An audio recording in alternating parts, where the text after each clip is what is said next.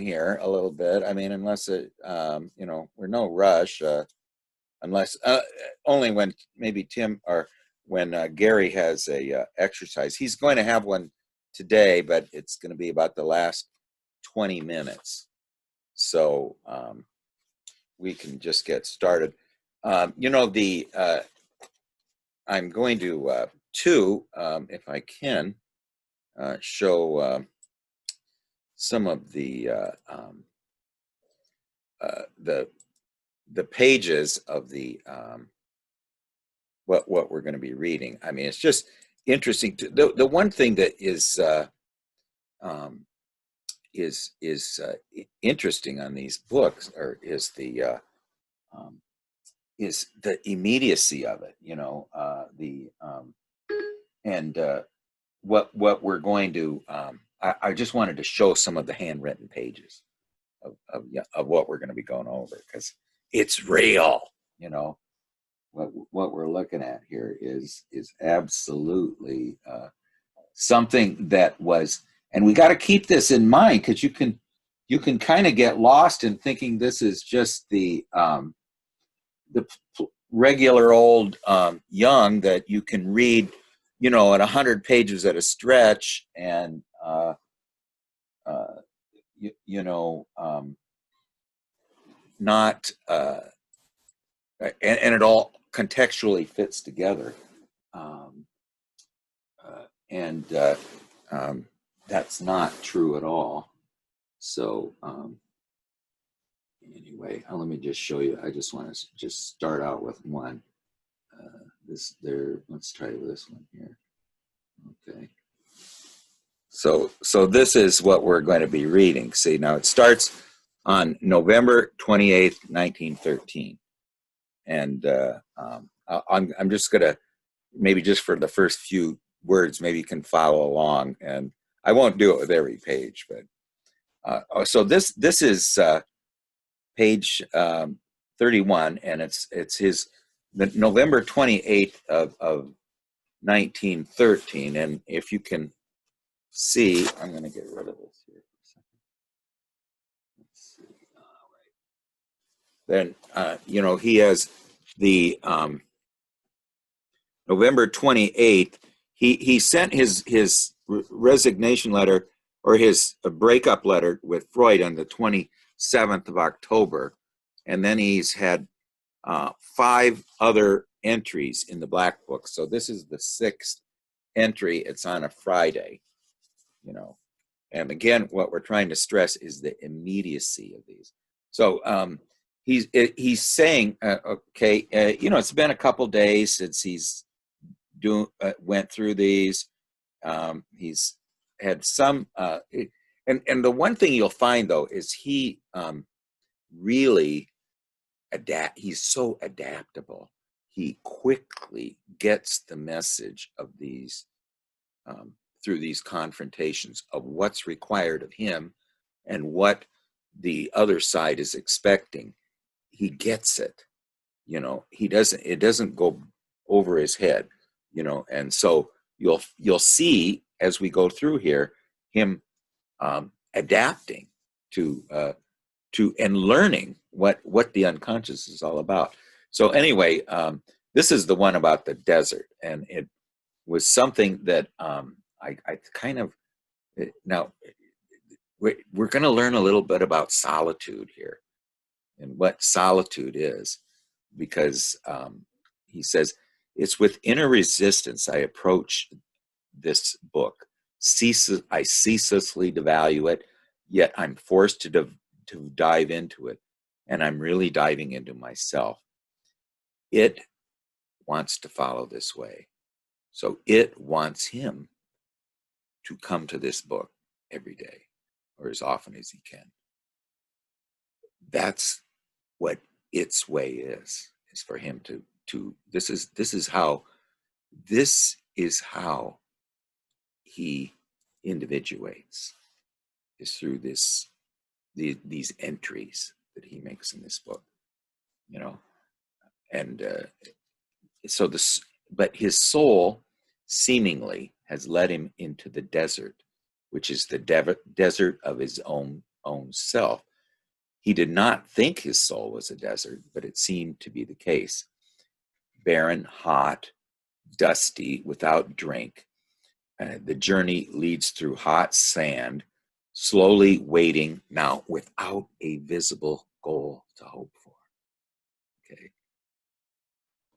That's the unconscious, or this individuation process. There's no visible goal to hope for. And we got to wrap our heads around that. Okay. But the idea of the desert with no landmarks or anything is Jung has got to get rid of the thinking function.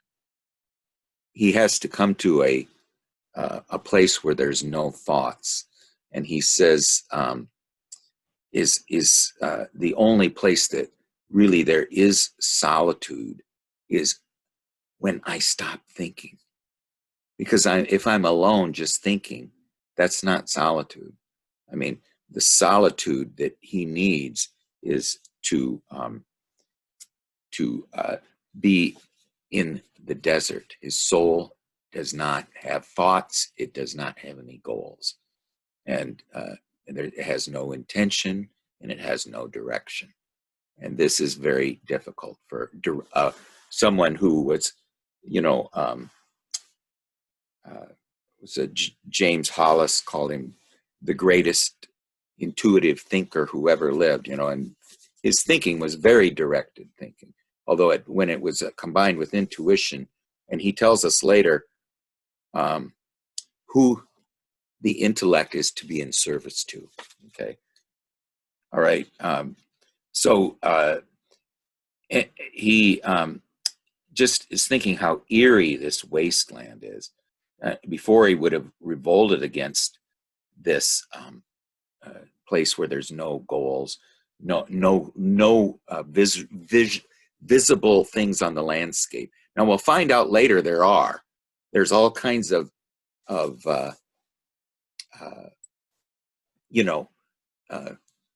beings that are hiding in here, and he hasn't seen them yet, though. But this way seems to lead so far away from mankind, and he does not dare ask where to, because it would seem to be useless anyway. Why look ahead? Because you couldn't recognize the goal anyway. So, no, I'm not really sure what this has meant, but I've read it a million times. I only saw the sad and ugly, and the beautiful came to me. Now, I don't know what it means. But he says, why should I lament over this? Take my way step by step, not knowing how long my journey will last. Why is myself a desert? The thought never occurred to me. Have I lived too much outside myself in men and events? It seems to be the case. Okay. Now, again, he's adapting to this way of thinking. It's what's going to become the symbolic way of thinking here. But this is kind of the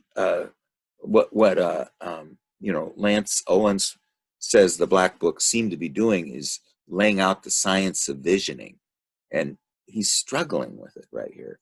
If you read, and this is all just, we saw that paper. It's just one draft. What self-deception I have avoided myself, the place of my soul where she dwells and lives, which is this featureless, goalless, no intentions realm. Okay, it's not gardened, and it's not tended, and it's not watered, and that's why it's so dry. And he can change that. He says I was, and when I wasn't with men and other events, I was my thoughts, but I was not myself. He's saying what should have happened is it should have been himself confronting his thoughts, not for him to be his thoughts. So he was either just with men and events, or he's just he identified with his thoughts. Neither one of those are the place where the soul dwells and lives. So he needed to find the place of his soul, which he'd met before in dreams, and um, it is, and so then he asked, is it solitude to be uh, uh, with the self? Solitude is true only when the self is a desert. And I think what the desert means, an anchorite in his own desert. I mean, in other words, you are eliminating all the conscious attitude. You know, you're developing a hermetic vessel.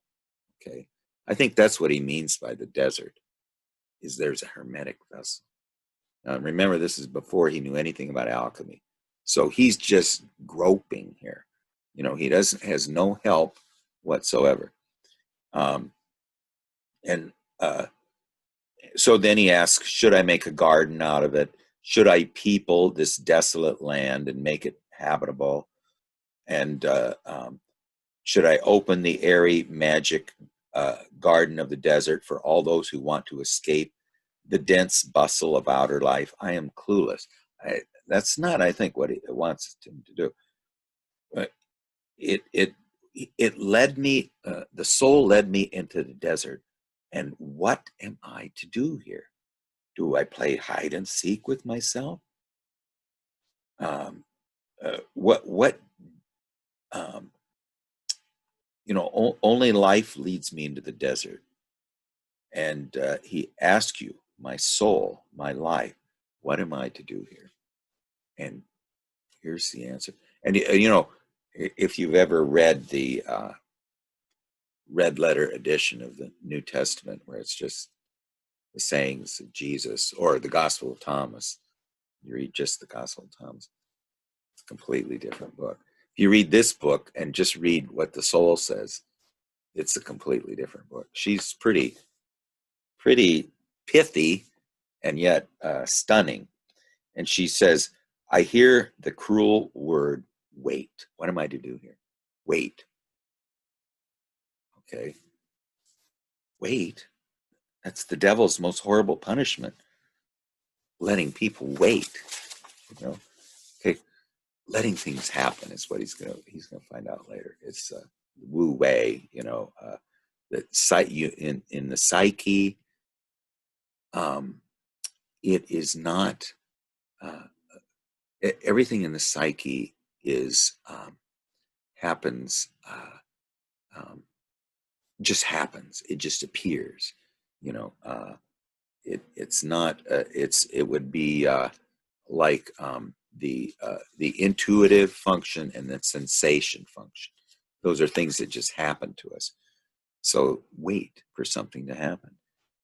And what the waiting, I think, is until, and Barbara Hanna said this too, that when we do active imaginations, sometimes nothing happens for a long time.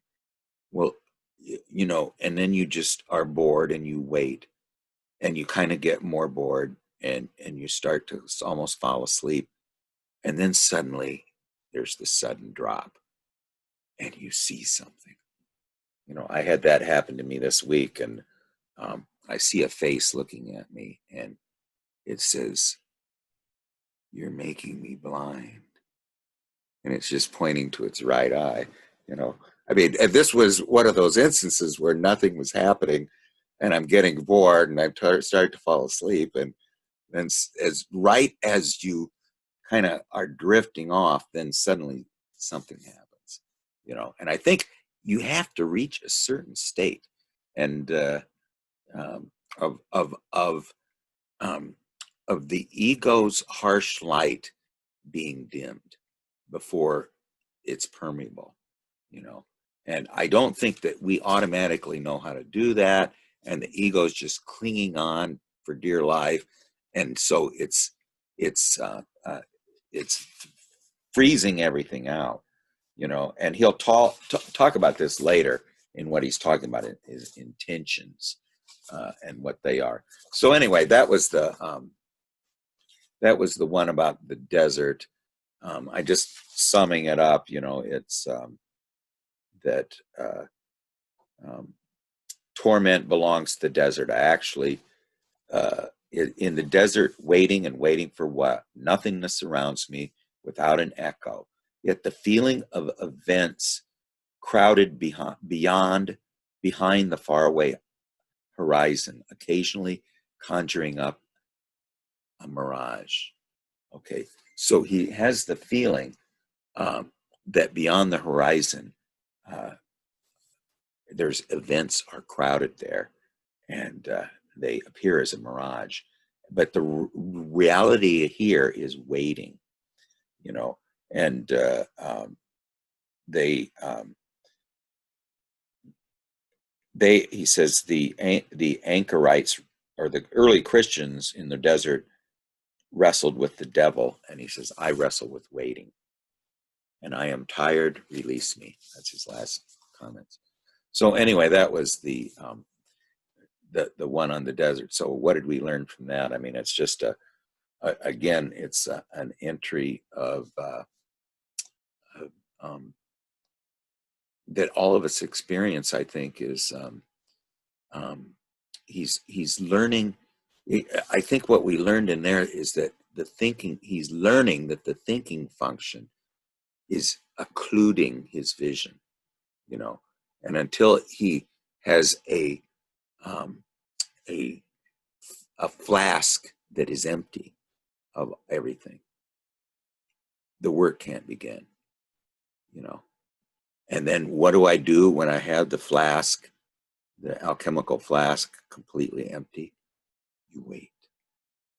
Now, none of those things are what he's used to, you know. I mean, any of us are used to, but we're dealing with a different animal here. There's certain glimpses in here of who the soul is, and it's just stunning, you know. And then it's of course who our soul is, you know, and that she's there, just like she was there for Jung. She's there in us. So anyway, so then he comes. Um, we're going to get to the really good parts here quickly, but we'll just go through these. Does anybody got any comments on that one? I mean, it's not real powerful, but it sort of sets the stage. But feel free to jump in at any time. And by the way, hi Jan, I saw you come in. I didn't say anything, but anyway, so this next one is on December 11th, you know, and so this is almost 2 weeks later. It's just about 2 weeks later. So he's left the book fallow for 2 weeks, and he says how hard the struggle is. I've fallen into an underground of doubt, confusion, and scorn, and only the love of those who I give love save me from the darkness. My faith didn't help me. Now he's reeling because he's given up.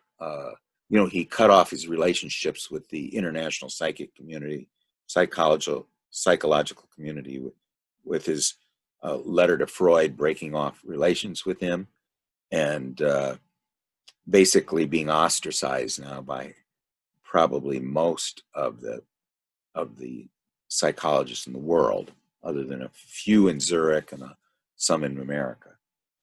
So faith. So he's now, but he did it for a reason. He didn't do it willy nilly. You know, there was something inside of him that told him he needed to do it.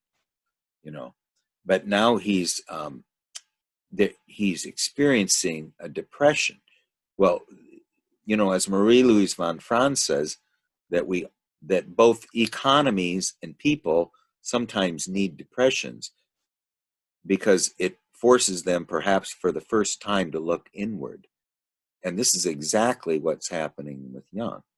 You know, I mean, he's forced for the first time since 1902, at least, when he was doing his dream book, to look inward in his psychological quest here. So anyway, but he still is being hounded by doubt, confusion, and scorn. at these things. He kind of thinks he's going crazy because he's had some very powerful visions, which aren't listed here. You know, the ones of Switzerland surrounded by blood with floating dead bodies in it. And then a voice says, look at it well, this will happen, you know. And of course, now he's thinking this has to do with himself. He doesn't know he was the happiest man in the world on August 1st, 1914, when World War I was declared, because he knew now that this wasn't talking about him personally. So it's very confusing. And yet we're seeing an incredibly strong and adaptable and cunning individual, you know, here, who is figuring it out all out, you know. It's just incredible how quickly he does this too. So he found out that what is most valuable to him was his soul, and he needed to give all of his efforts to the soul. And what was cheapest in him, his human side, he needed to give to man. And so this was a complete reversal of what he'd done before, because he valued his soul and gave all his greatest efforts to the men and events. And now he's switching it. He's giving his greatest efforts to this place where the soul resides and lives, which is this empty realm, which later he's going to describe very beautifully, because right now we don't have a lot of imagery of it other than a desert. And he is going to water and tend it, and we're going to get another description here that's going to be very beautiful, different than a desert, you know. So he gained insight from this struggle. He needed to be alone with his and now here we're going to hear the soul talking, and it's pretty fun to listen to. So he finally, after this sort of introduction of how he's plagued by doubt, confusion, and scorn, and only his loved ones have helped him, his wife and probably Toni Wolff. And so then he directs his talks to her, his soul. I come to you with empty hands to you. What do you want to hear from me? And the soul says, if you come to a friend, do you come to take? You with your empty hands? You come to a friend like this? You know? And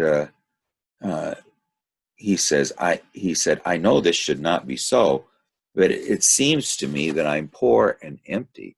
I would like to sit down near to you at least and feel the breath of your animating presence.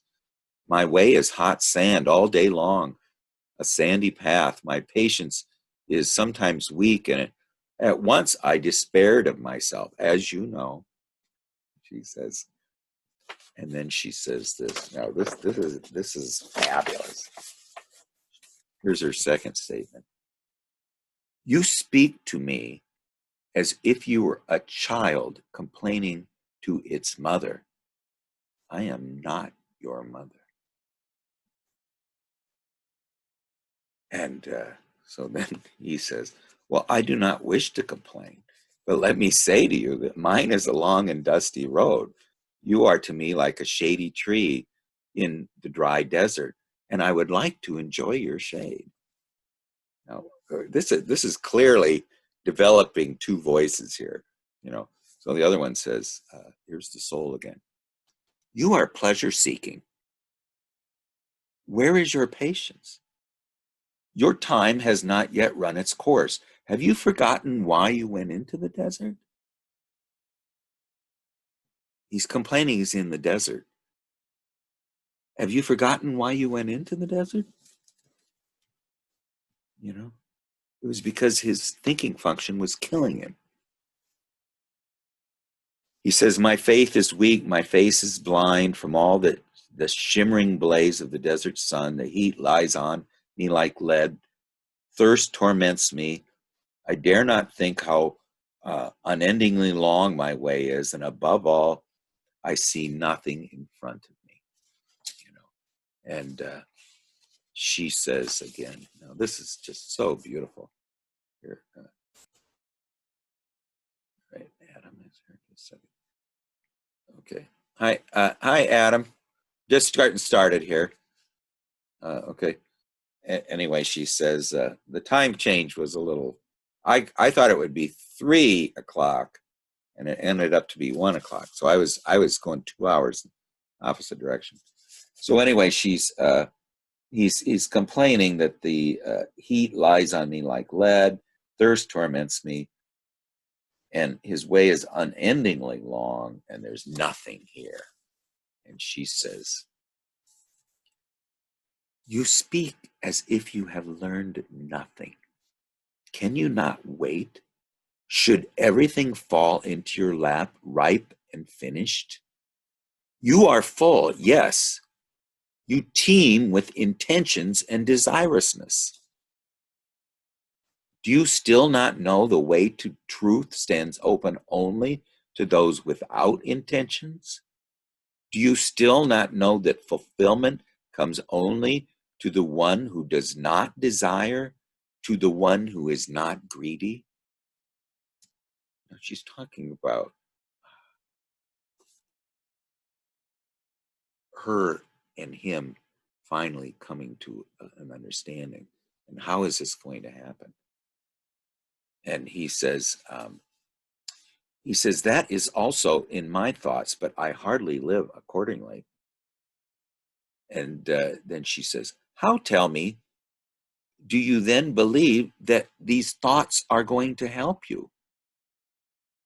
When he says, I know these are my thoughts, but I hardly live accordingly. Well, how are these thoughts going to help you?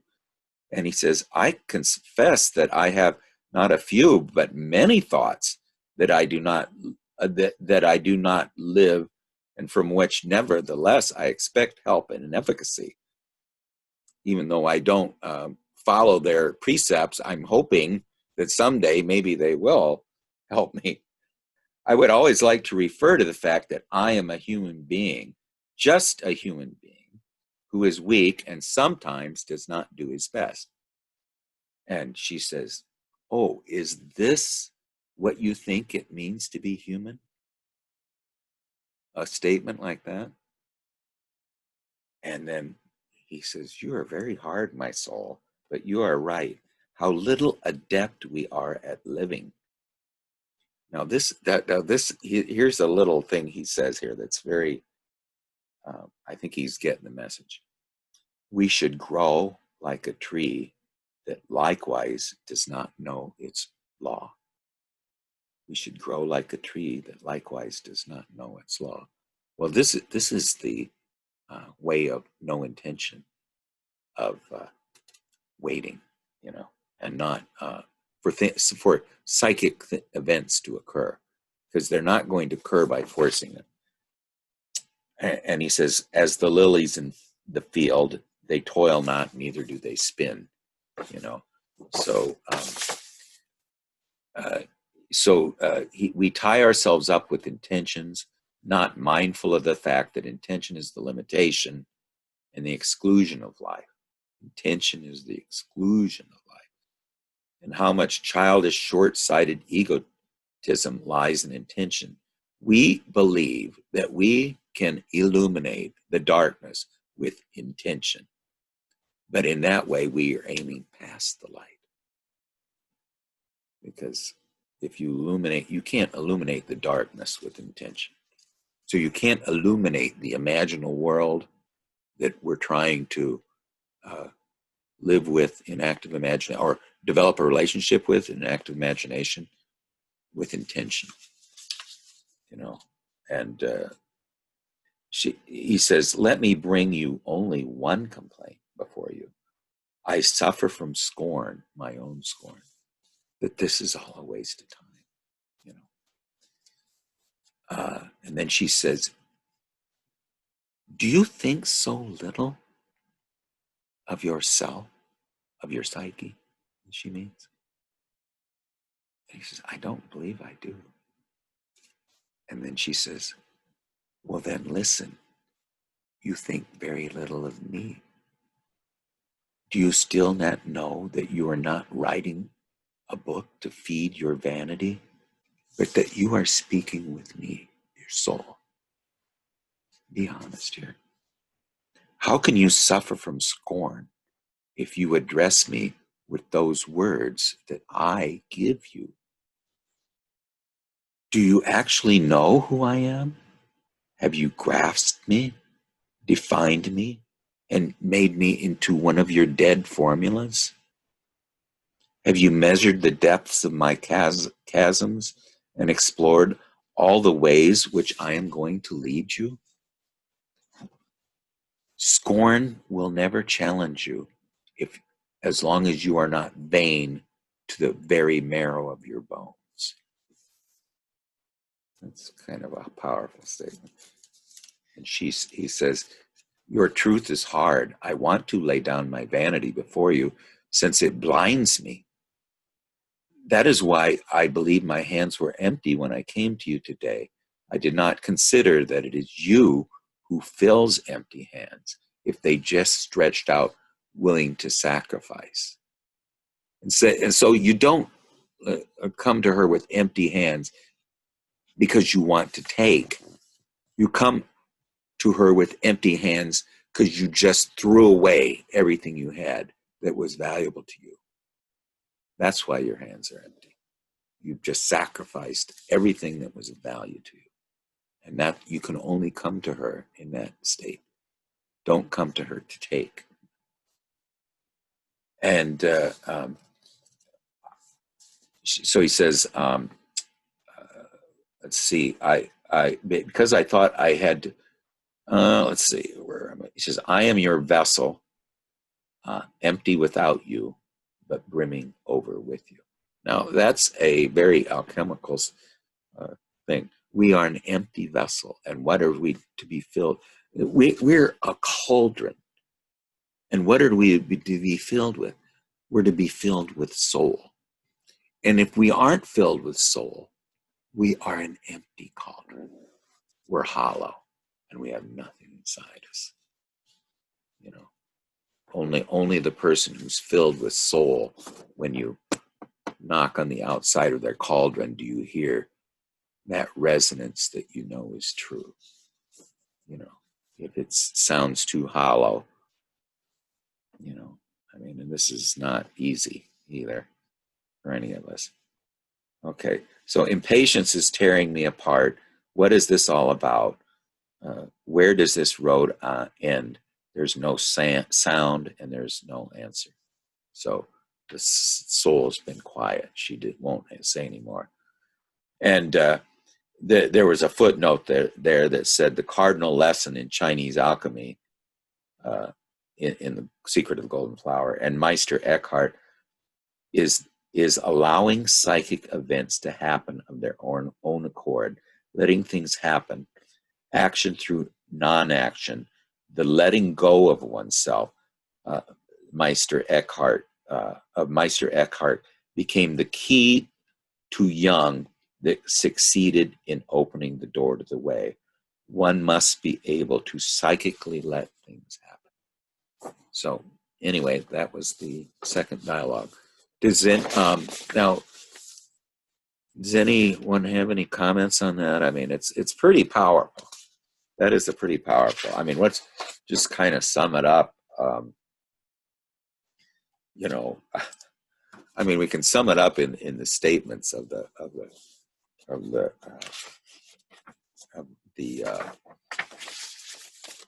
soul. You know, her just very stunning statements. That do you think everything should fall into your lap ripe and finished? You are full, yes, you teem with intentions and desirousness. You still not know the way to truth stands open only to those without intentions, and that fulfillment comes only to those who do not desire, to the one who is not greedy. And that for you to say you're weak, she says, "That is that what you mean? To you think it means what it means to be human? To say I can't do this? You know, I'm human." And so and then she says that when he says he suffers from scorn, and she says, she basically says, so you scorn me? You scorn the psyche? You scorn uh, the inner center of your own being? And he says, I don't think I do. But says, well, then you scorn me. You think very little of me. Remember, you're not writing this book to feed your vanity, but that you are speaking with me. And as long as you're... Yes, go ahead. Jan has a question here. Okay, sure. When you said Jung was too much overburdened by his thinking self that led him into the desert, what do you think he meant by that? Okay, well, the directed aspect of his thinking. Now, later he's going to say that when to be in service to men, the world of men, or world of humans, persons, and events, we need to use our hearts. To be in service to the God, we need to give them our intellect. So in other words, our intellectual, our logos side is to help. We're supposed to be two things: the medium of expression and the explanatory of the symbol. Okay, so we need both the wordless meaning of expression, and then we need the word that lies behind words, describing this medium of expression. So his soul is telling him that his intellect needs to be in service to the soul, and instead it's in service to the world of men, and that's what's blocking him, because now he's thinking that everything is intention. When your intellect is in service to the world of soul, there's no intention there. It's waiting for things to happen, and then it is trying to organize what has happened into a sort of some type of a logos type of meaning, you know. What do you think of that, either Tim or Jan? I mean, that we're going to come to that pretty quickly, but well, I like that line about the ego is so bright. I think about it as a spotlight. I did a sculpture years ago of my understanding of Jung's architecture of the psyche, and I have this kind of this old light from a auto of some antique car, I think, that sort of pokes out of the middle of it, and I think of that as being the way the ego works. You know, everywhere the ego looks, it's really bright and full of clarity, but that's not the way to talk to the soul, because every time you shine the light on the soul, what you see is your own projection. And it seems to me that living dawn to all of our waking lives, we're just constantly, the ego is so strong, so fiercely trying to figure out the reality of the world in front of us, that it's just very, very hard to be able to shut that thing off and kind of turn it inward. I think that's, I don't know, for me, I keep trying to think of kind of visual metaphors because I'm a visual person, but it seems like shining that light into some kind of a mirror, and the mirror is the symbol or the myth or the story. and instead of trying to clarify it, trying to feel what that is about. So looking with the heart rather than the eyes. Yeah, because the other way is, and that's why I think he's in an arid desert at that point, is because it's desiccating. You know, I mean, drying. It dries it out. I mean, it is so searing. And can you imagine that if he was in service to the soul with the spirit of Eros, that he would be in a desert, a dry desert with no water and no vegetation. I mean, the problem is his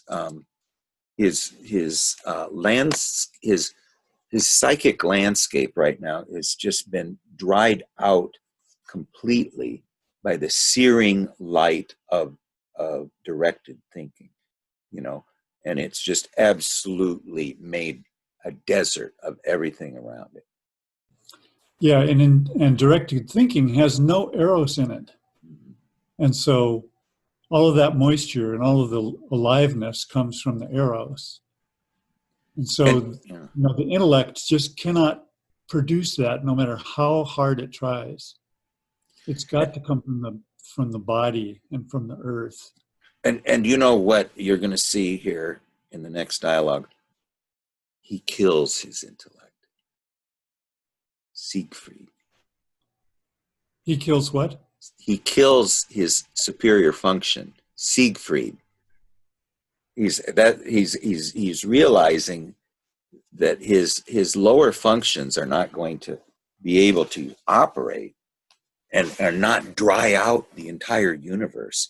I mean, if his thinking function remains primary in this thing he's doing, it's always going to be this dry desert.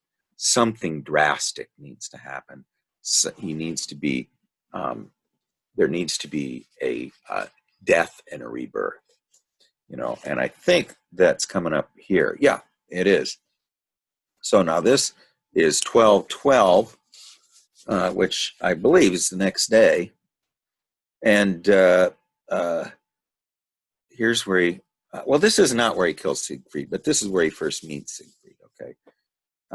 The battle was with his battle has been with Scorn, and he had a dream. He describes a dream that has tormented him for 3 days, but he doesn't tell us what the dream is. In fact, I was a little bit confused if this vision following was the dream. And I always thought it was a vision because it's a very famous vision, but it wasn't, you know. And here is where he says that he has learned that he must give his heart to the world of men and his intellect to the soul. And then only then can his work be beyond vanity.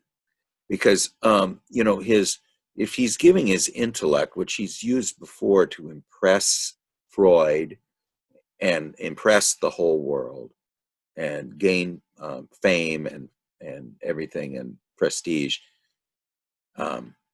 that's in service to the world of men, where he should be using his heart, not his intellect. Now, if he lends his intellect, his words, his way of formulating to the soul and only to her, then his work is, no one knows about it but him and his soul. And so then now this is a very interesting. Okay, now he's sitting here on a Friday, December night at whatever desk he's sitting at, and he hears a voice saying, "I'm falling." I mean, you know, it was one of these sudden drops Barbara Hanna was talking about. He just hears a voice saying, now this is where he learns to go with it. Okay. He's sitting here writing this sort of a little essay on scorn and a dream he had 3 days ago, and that his intellect is getting in the way. And then suddenly he hears something and it says, "I am falling." And then he hears another voice whose answer says, "Where to? What do you want?" Now this wasn't Jung. Neither one of those are. And then Jung replies to this, and he says, I need to trust myself to this vortex. Okay, the vortex, the whirlwind. Torrents of doubt rush down upon me. Should I entrust myself to this confusion? Now, have you guys ever had these hypnagogic images like this? I have them all the time. I try to write them down. Yeah. One I tried to write down every single one, and they don't make sense, but I write them down. But it is, should I entrust myself to this confusion? I shuddered. It's a dreadful deep. Do you want this sacrifice from me, to leave myself to chance, to the madness of my own semi-darkness? So now I'm going to, align myself with these just images you hear while you're awake. Is that what you want from me? Whither? Now those are the two words of intuition. Whence and whither. Whither. If I have confidence in my soul, I must dare to do it. And how difficult it is to trust yourself to the extent that you can quietly lay yourself down in the abyss. Okay, that's what Peter Kingsley says. All of our civilization came from people lying down in dark places.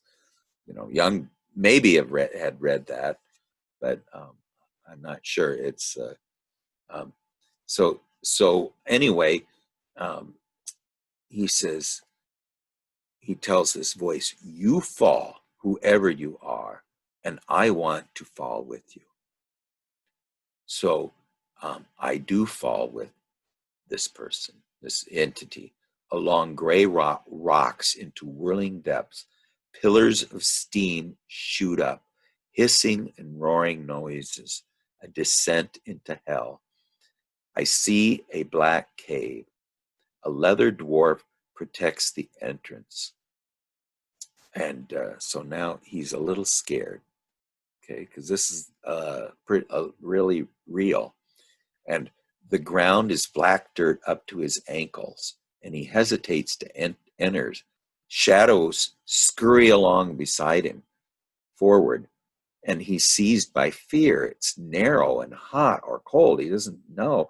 But inside he has to crawl through a narrow crack into a rock. And he comes into a bright, dark cave, and the floor is covered with black water. And on the other shore is a luminous red stone. And then he wades knee deep to the stone through the water, and it's cold. And then he says, while he's wading, do not stop me, you heckler. I mean, he's talking to somebody who's trying to kill the vision.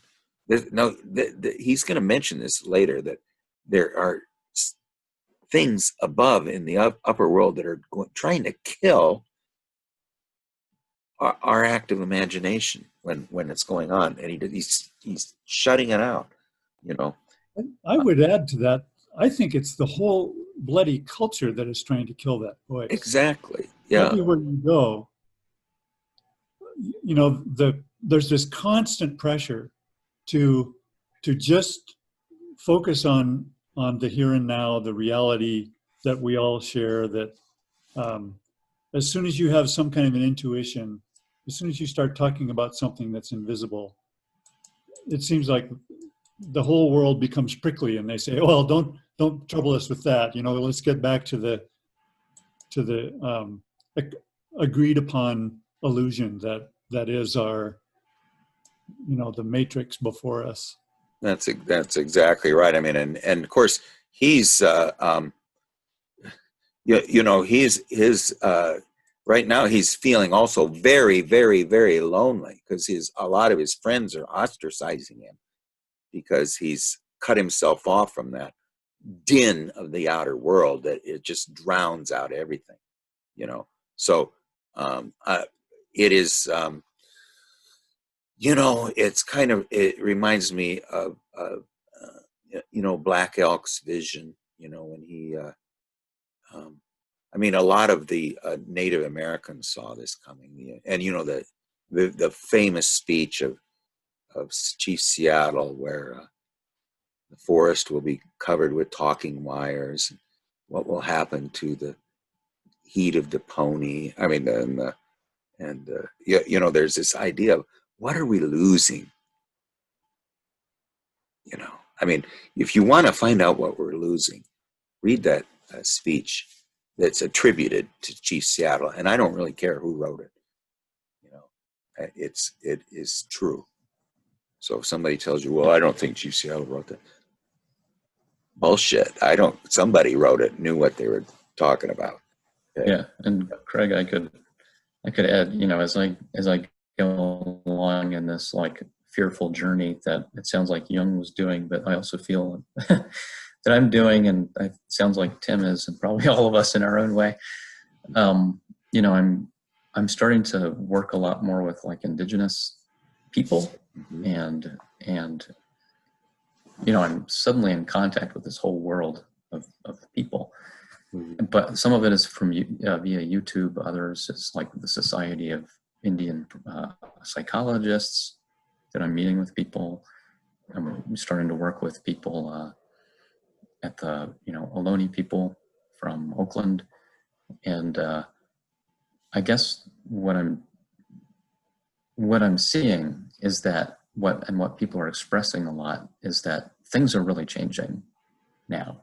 It's been like 500 years of like genocide and like really, really breaking the neck of like indigenous people, and things have started to change, and all I can say is like I just seem to be intuiting that even what we're talking about with Jung here, it's like there's an opening happening in humanity.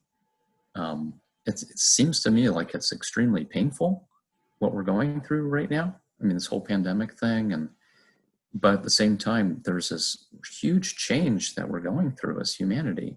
I mean, I don't know if I'm the only one who perceives that on this call, but it's extremely fearful, but it's also at the same time, it's like there's hope because there's a chance for us to have a different kind of life. And it's interesting to me that the Black books have come out now, because a lot of what Jung is writing here, you could see it as like the beginning of Jungian psychology and blah, blah, blah. To me, it's like it's a person coming to terms with their soul in the deepest sense. And that's a human experience that goes beyond a particular time or place. It's almost like the meaning of life, to be doing that. And it's interesting to me that we're being exposed to this man's, process.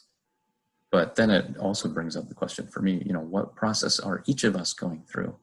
Because I sort of have the feeling that each of us in a different way is like grappling with these issues in a much more direct and I don't know, like present way than maybe we have in the past. I don't know what you all think about that. Well, there's yeah, go ahead.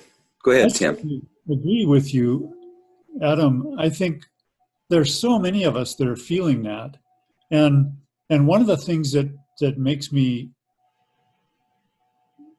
fills me with hope that this is not just you and me, is the fact that the Red Book is published, followed by all of the Black books. And why is that it's happening right now after 100 years?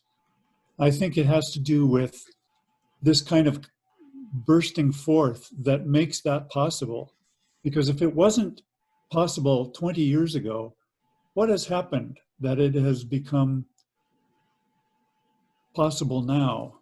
It can only be that there's some kind of awakening consciousness that we share. I think the pendulum has to swing all the way in one direction before it swings back, So it has to go all the way, and then it starts to swing back, and it's thank God that there are flames of indigenous wisdom that still exist, and in a lot of places. it's no joke. I mean, if you've ever heard Peter Kingsley, he's met these people, and they're, and Young in the mid-20s went to meet Mountain Lake, who was Pueblo medicine man, and he said he learned from Mountain Lake what it was like to live with the myth, with a meaning, with a inner myth, interpersonal myth, and what it meant to live without one. And then he said he needed to find out what his own was, the task of tasks for him, to find out by what myth am I living. And I think, there is the one thing that you'll find in indigenous wisdom is it is so granularly related to nature,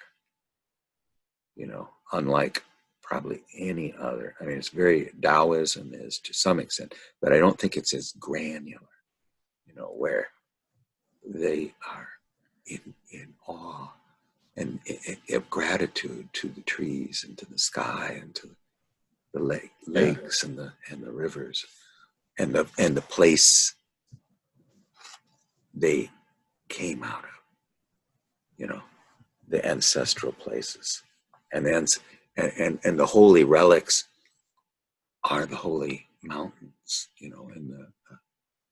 so anyway, yes, this is what we go ahead. On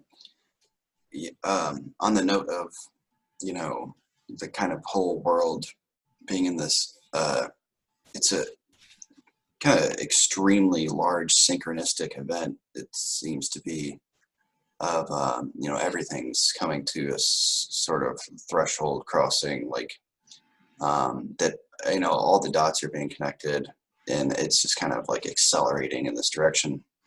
I just have to throw in, so even the Earth itself is experiencing this, because so in a single cell in a organic organism, there's what's called a depolarization, which is essentially the outside is negatively charged, inside is positively charged, and it'll go through like a pole reversal, and essentially kind of like it's like an energetic revival of the cell, and it's if cells don't do that, then they die and get destroyed really quickly. And what's actually happening right now with the Earth is the magnetic poles are actually moving towards each other for the Earth to depolarize, and go through this rejuvenation of energy. They're moving towards each other pretty quickly. Actually, they're moving faster and faster, and it is approximately supposed to happen in about 75 years, but no one really knows. There hasn't ever been a Earth magnetic pole reversal in recorded human history. The sun goes through it all the time. But yeah, so it's this kind of scaled up version of a cellular depolarization, which is this natural rebirth, rejuvenation cycle that the Earth is going through right now. So your compass needle will point south. Yeah, well, I mean, they said that they don't really know where the poles are going to come up next time, but yeah, even the Earth itself is going through this. It's a mystery. It's opposites. A great mystery. Yeah. Why anybody holding a compass needle, it always points north. So that's a little bit hard to fathom. I mean, you just say, "Oh, yeah, here's my compass." Well, how does this work? I don't know. Nobody knows. But if you look at the definition of electricity, in the Encyclopedia Britannica, it says Well, no one really knows what it is, but here's how it works, you know. So anyway, so he's still falling. Correct. Go ahead. I'm sorry. Yeah, no, go ahead, Adam. Okay, I don't want to derail things No, too far. no, not at all. Okay. No, I think what Charles is saying is really interesting. It's a little scary that it may take 75 years because, oh my God. But, just speaking also to what Tim was saying, and some of what you're saying too, Craig, I feel like, with the indigenous people that I've started to work with, it's not this highfalutin, it's like out in the air type of idea about things. It's super grounded, like, so yesterday I was working with this woman to just like weed an area and put down some mulch on top of it, and we were chatting the whole time. And there's just I don't know, it's so hard to articulate, but it's just this connection with the land. There's nothing special about it. It's just like the sacred is present all the time. There's no distinction between what we're doing in a material sense and sacredness. It's just obvious that the two things are together. This woman is caring for 2 autistic grandchildren. Her daughter-in-law is Japanese. So it's not like indigenous people are somehow disconnected from everything. It's a very poor neighborhood. It's just real life, but it's somehow, I cannot articulate, but it's just lived in a way that it's like, yeah, okay, it makes sense that everything is alive and that we're connected to everything. It doesn't even feel different in the moment until afterwards, and I reflect on it. I'm like, that was a really different experience, So, anyways. Yeah, well, that kind of reminds me of let's see if I had the image here, if I can find it. It was something I was gonna. It actually comes up at the very end of the of what we're doing. Is but I can share it right now. Let's see if I can share it since you brought it up. Let's see, here's right here. All that is visible must grow beyond itself and extend into the realm of the invisible. I mean, this is kind of how a indigenous person lives. They're not living in the body. They're walking around with an aura that they are connected to everything. That they're not, even though they're separate, they're still connected to everything. And this is how Jung will finish up the entry after he kills Siegfried. He's going to mention this, that we all walk around with an invisible aura around ourselves of which we're unaware. So, and I think the whole thing is that that everyone has this aura, and it's all same aura, and it's showing a connection. Well, we'll go into that a little bit, but it's just beautiful, and it was a very kind of it resolved the murder that Jung had just committed.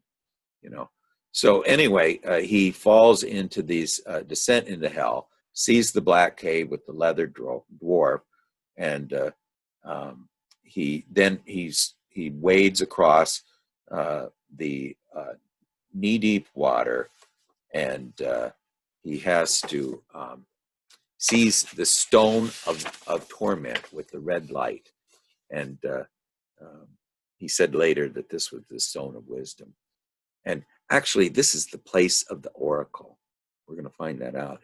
This whole thing could be called the oracle. He's came to the place of the oracle. The light is cold, a crystal. I raise it, and there's a dark hole underneath. Where does it lead?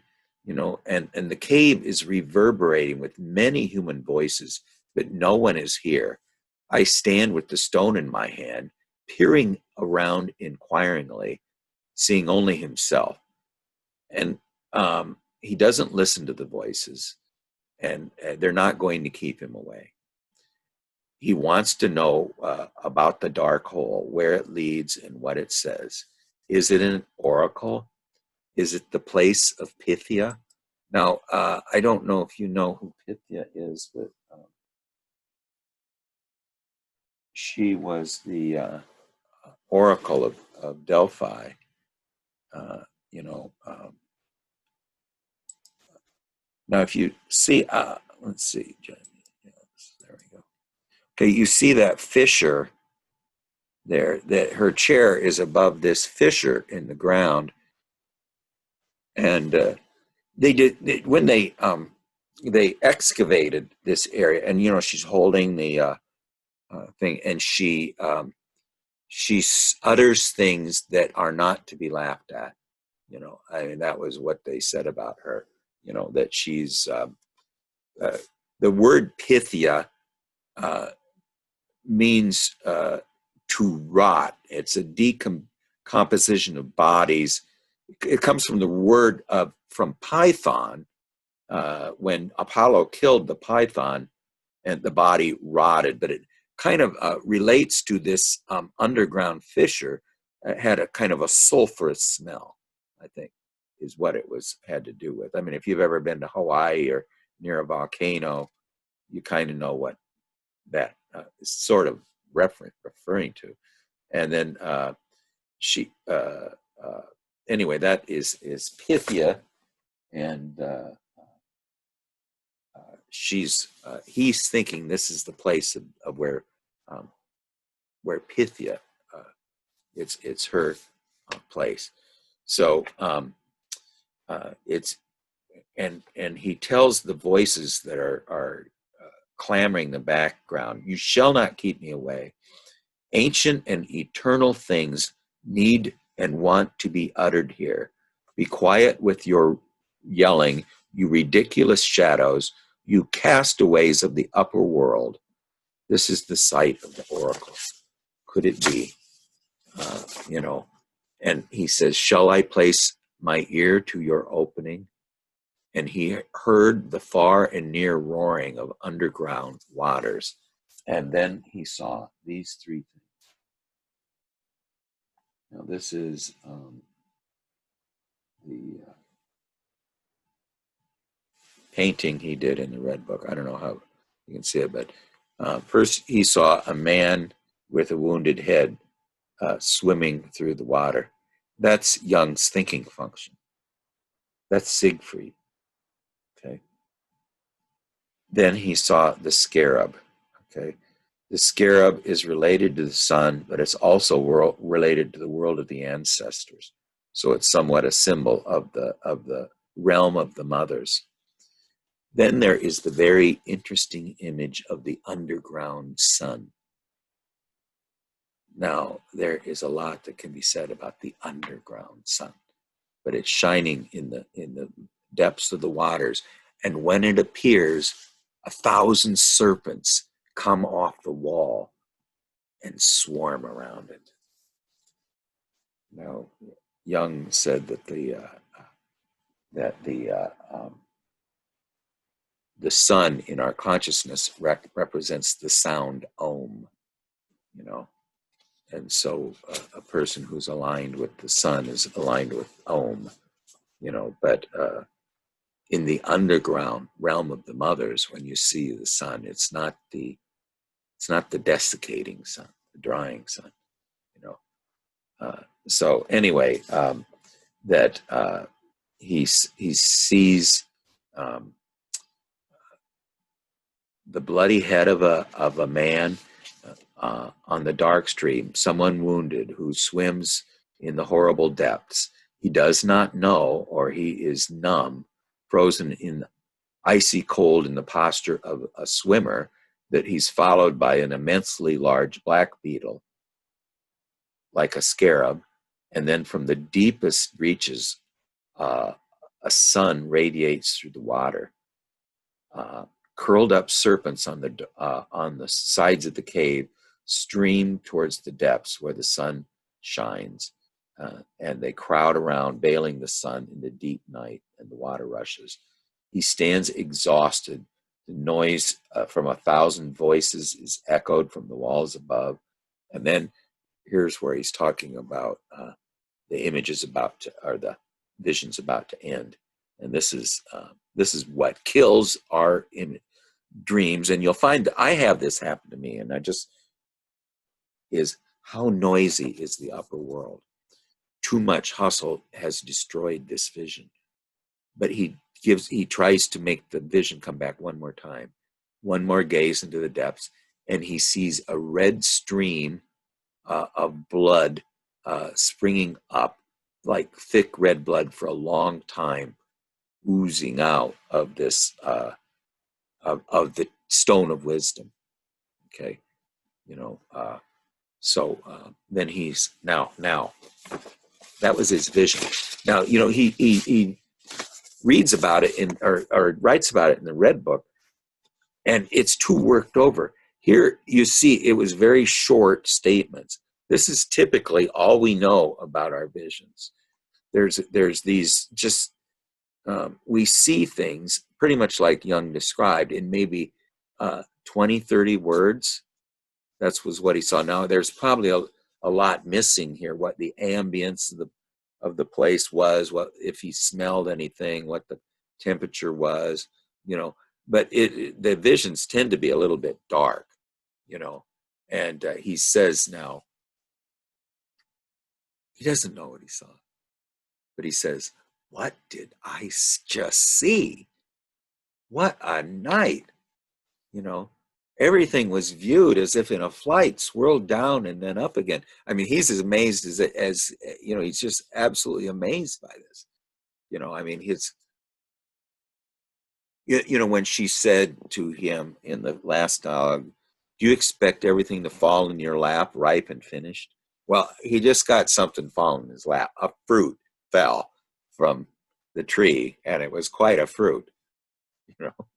That whole thing was, if you can imagine, any one of us saw that, and he is amazed as anybody is. And then he's going to say kind of a little bit of a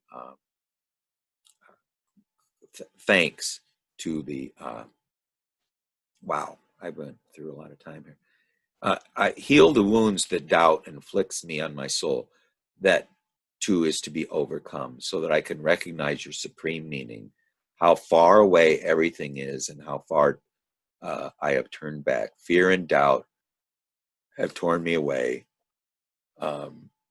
Okay, now he says, if only I could lie here hour after hour at this innermost and lowest place, at this site of the oracle, watching and listening, so that you, my soul, would speak in your words and not in mine.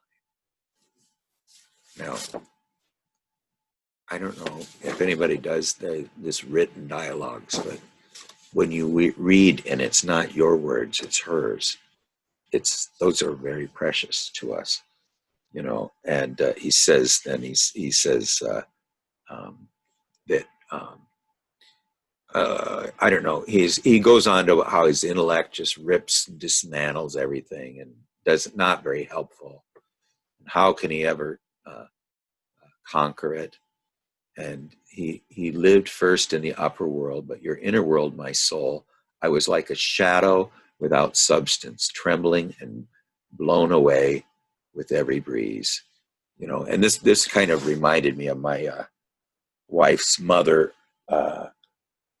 Her sister died of an overdose when she was 24, and she's an absolutely most charismatic person who almost ever lived. I mean, her older brother wrote something. How would you like your role model and mentor to be your sister, who's 5 years younger than you? And people still. She died in 1977, but people still ask about her all the time. And anyway, her mother had this dream after she died that she saw her Heidi, her daughter, playing with some children, and then she ran over to a railing and jumped over, and then her mother runs to the side of the railing, looks over, and all she sees is this paper sack blowing across the trembling and blown away with every breeze. I just thought about that. And then anyway, he's stunned. He wants to be stunned. And he's sworn to you to trust you even if you lead me into madness. And many dreams have told me this, but I am willing. And because the divine light shines, he's going to find the light that shines in the greater darkness, and anyway, I don't think there's some other stuff that we can finish up next time, but we got about 5 or 10 minutes of discussion, and then Gary's going to do an exercise. So Gary, I'm just going to turn it over to you, and you keep the clock, and so you have time. I'm just going to mute now. Okay. Well, we'll take it up next time. Well, I don't know. Do we first want to have any discussion on, what you just went through? I think that's totally fair. We have time, so anyone chip in with comments on what we just went through. I just have one remark of like this makes these dialogues make me think of like some of the like ancient Eastern, like particularly Indian, like mythological writings where it's like one person like speaking in dialogue with one of the gods. It reminds me of that so much. There's this, there's just profound, deep wisdom within those writings. That's really what keeps it worth the price of admission, is to hear her speak. I mean, those are just so precious and valuable, and we all have these. If you do them too, you'll get the same. I read mine and I'm stunned. I'm sure Gary, you've had that happen too. So Jan is asking, what do you think he means by choke on my own knowledge? Okay, yeah, he's just saying that he's choking on his. Oh, am I muted? Can't see. No, am I? Can you hear me? Yep. Yeah. Okay. He said he studied his knowledge so that he wanted to be closer to her, and I think it will help. But the whole idea is that it's absolutely worthless when you're looking at in the alchemical vessel, waiting for something psychic to occur. I mean, his knowledge is worthless. Pardon me? You mean knowledge is worthless? It's not going to help this psychic events to occur that will create the symbol. I mean, those are all kind of, all knowledge that we have is not wisdom. Wisdom is what we personally experience. The wisdom of life is something that happens to us, not something we learn. I mean, I think that's what he's saying. Now, I'm not speaking as I'm sort of trying to grasp what she's saying, but the point I think is that for all his knowledge is not going to help this psychic event to fall into like the vision we just heard. His knowledge is not going to help that. In fact, he says his knowledge is about to collapse in on his, the world that he's trying to have appear in his, have it come out of the depths, and his knowledge is going to get in the way, just like his intellect will. But that's enough. let's keep let other people have questions, because Gary, I think you need to start in about 3 minutes. Yeah, roughly. Yeah. Well, it's funny what you just said. That's actually a pretty good lead into the exercise. So if nobody else has anything, I'll jump off. All right. So the exercise I have is, it fits just really perfectly with this, because, you know, we're talking about how, you know, for what he's doing, the intellect can simply not help. And that what we need to do is think not from the head, but think from the heart. And I think Adam kind of referred to that as well, you know, with like how the indigenous, you know, they have this whole, you know, being incredibly grounded, you know, with their being.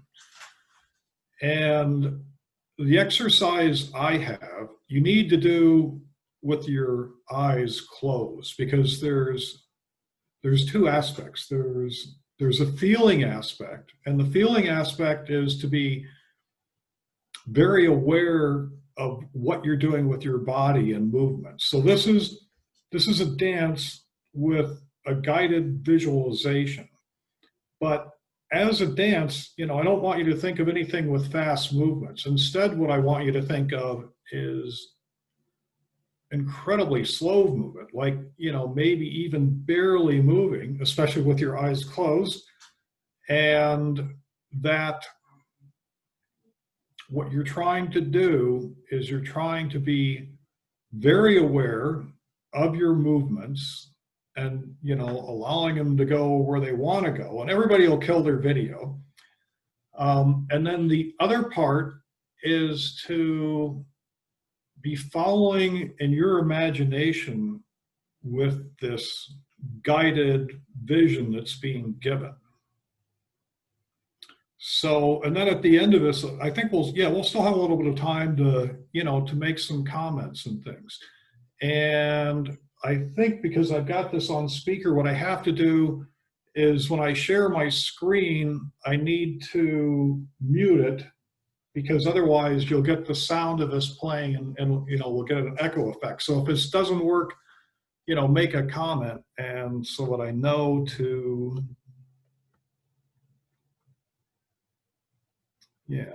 so that I know to make some adjustments.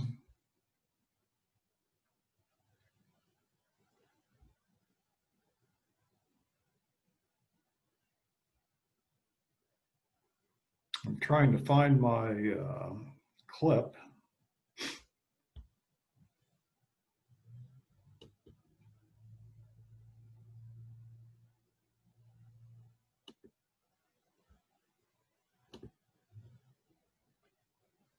Oh, cool. All right, so Craig, it looks like I can see you. If this doesn't start playing, then make a motion. But I'm going to start it, and I'm not sure how the volume is. So you want to adjust your volume. Softly close your eyes and deepen your breathing. And roll your video, talk at the end. Imagine yourself stepping through a sheer turquoise fabric. It feels like you are passing through a veil into another world. An ethereal world pulsing with sound and vibrations. A world where angels play.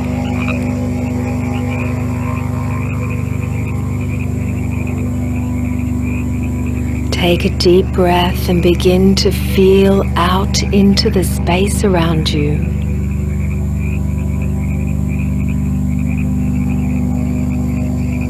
Feel the movement of vibrations rippling and tingling around you. Feel that you are more than just your physical body. You have an alive energy body pulsing around you and through you. As you move your physical body, you feel your energy body expanding, pulsing, reaching out.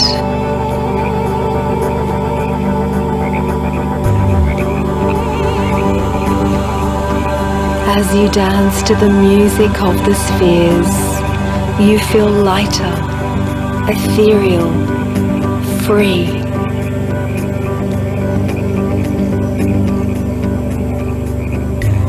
You are dancing in harmony with the universe.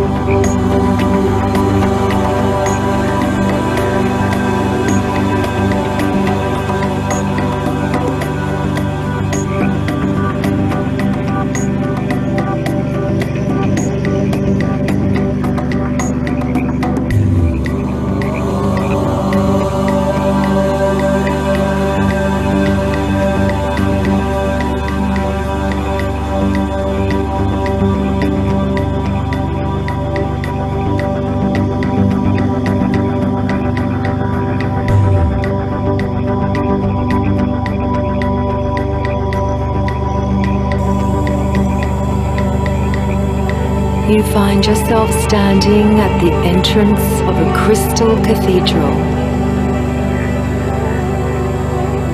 You step inside and feel the vibrations of the crystals shimmering around you and through you.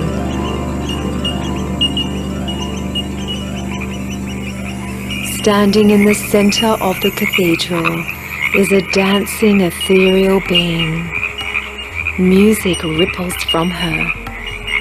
It is as though she is made purely of sound. She invites you to voice your own unique sound, to hum, chant, or sing the song of your soul out to the world.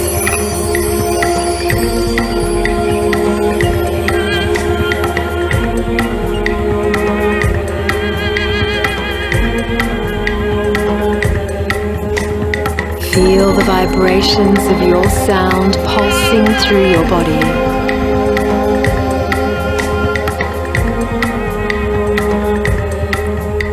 Imagine your sounds like hummingbirds gently flying out to the world. sharing your creativity, your truth.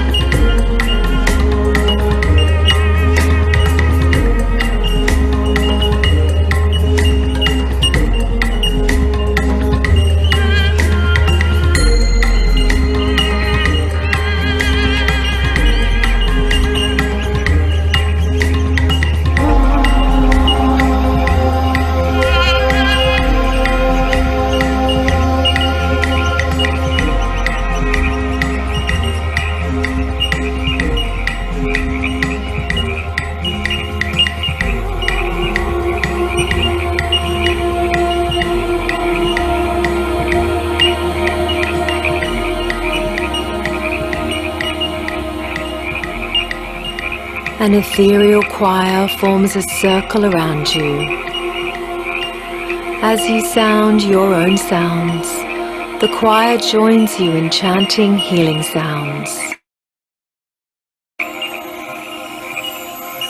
Waves of blue light pulse around you and through you. Sound sings in every cell of your body.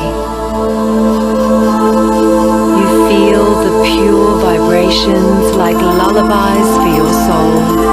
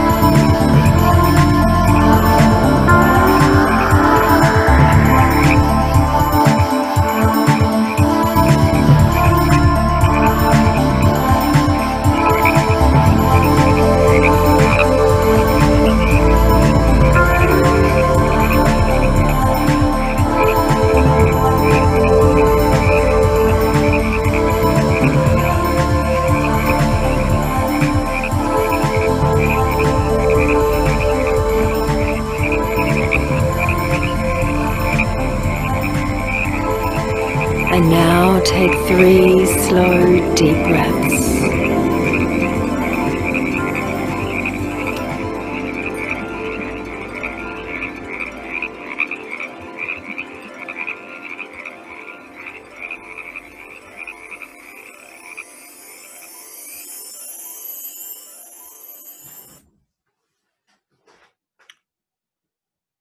So one of the things that I really like about that is it gives us a very easy way of sort of changing our state of being and you know what we're using for our primary functions.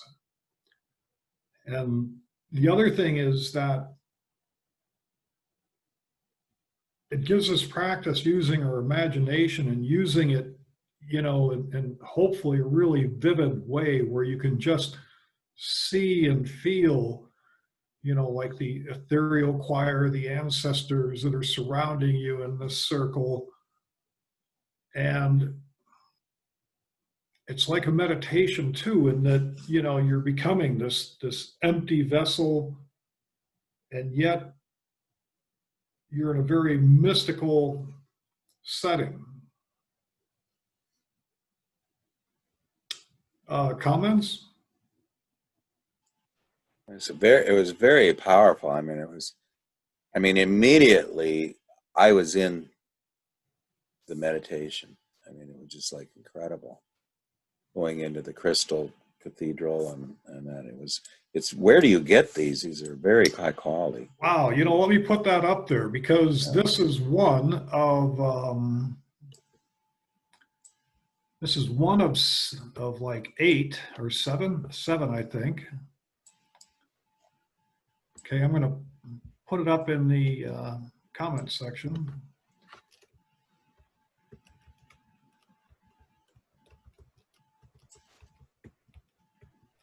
And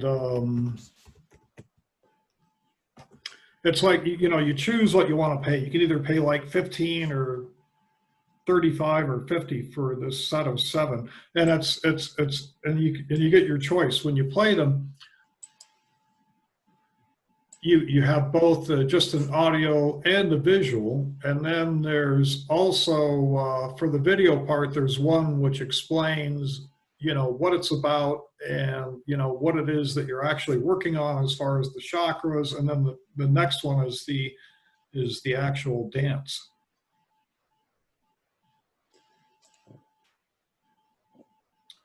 So, and I might even it does get your other functions going.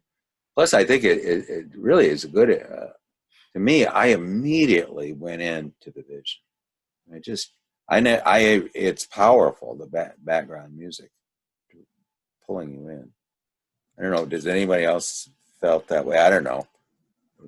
I love the music and the background tones. I actually do like one or more of these every day, you know, just because, you know, the feeling function's my inferior function as well. And I find this is, you know, a really good way to work on it. I appreciated that there's so much complexity in the sound, the insect noises and the background music and the tone of her voice. You know, there's a lot of richness there that you could really use imaginatively. It just gave me a healthy feeling for the day. At the end, I felt that I could control my eating and that I would be much more focused. That's actually what I was thinking. See, boy, now I'm not so hungry. So, you know, it's my sensation function, which is my inferior function. We'll probably do some more of these, you know. I've been... Yeah, I do. Please do. Those are great. Great. Yeah, I had a little bit of trouble personally, like, I don't know, connecting to my body or something. You know, I actually stood up and was trying to dance, but I don't know, for some reason it was hard for it to penetrate me. Yeah, well, you know, and I think that's actually a really good point, because I think, you know, for a lot of us, just being in connection with our body is really difficult. So before we go then, I'm going to leave you with one other exercise that's your homework assignment to practice during the week. and this one's, it's called the Fox Walk. And it literally is a walk, but what you do is you take each step that you take it as slowly as you can. And again, you're trying to be as mindful of your body as you can. So it's a mindfulness exercise. Do you want to add any comments to that, Adam? The Fox Walk? Yeah, because I know you've been doing it for a while too. Yeah, in fact, yeah, because you taught me it. And I haven't been doing it for a while. But I remember, yeah, it has helped me to ground myself. I had a meditation the other day where it felt like my feet were like turning and they were having roots that were connecting into the earth, So I think